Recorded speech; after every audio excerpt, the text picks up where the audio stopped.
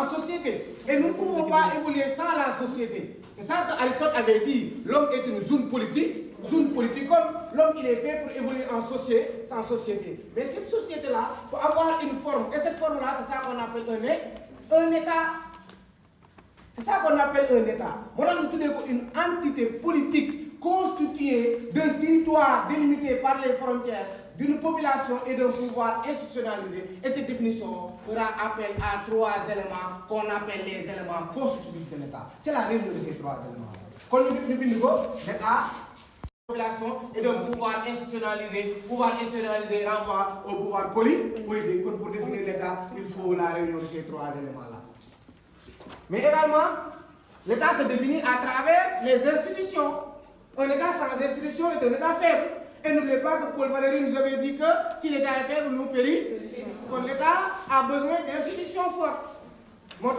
L'État également peut être défini comme un ensemble d'institutions. D'abord politiques, dans un ensemble d'institutions politiques, un ensemble d'institutions juridiques et un ensemble d'institutions administratives, structurant une nation au sein d'un territoire délimité, ou bien déterminé. Comme l'État également se définit à travers ces institutions. Et les institutions, il y a des institutions politiques. La première institution dans un pays, c'est le président de la République. C'est une institution politique. Après, c'est l'Assemblée nationale. Également, c'est une institution politique. Après les institutions politiques, nous avons les institutions juridiques. Nous avons les cours et tribunaux. Tribunal de grande instance, c'est une institution politique, c'est une institution juridique. Cour de cassation, c'est une institution juridique. Cour d'appel, c'est une institution juridique. Cour suprême, c'est une institution juridique. Conseil constitutionnel, c'est une institution juridique. Et après les institutions juridiques, nous avons les institutions administratives, ce qui renvoie à l'administration. Donc, les institutions, nous avons le soubassement d'un État. Le soubassement d'un État. L'État doit avoir un fondement, qui est basé, qui est appuyé. C'est le fondement. Parce que pour que il faut avoir un fondement pas. Mais l'État également, pour que vous puissiez continuer à exister, il faut qu'il y ait de très fortes institutions.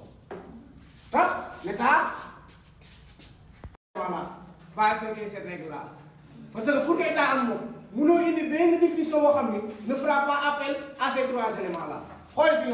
L'État est un ensemble d'institutions. Un ensemble d'institutions. Les institutions politiques, les institutions juridiques et les institutions administratives structurant une nation. Nation renvoie à la population au sein de quoi? Au sein d'un territoire déterminé.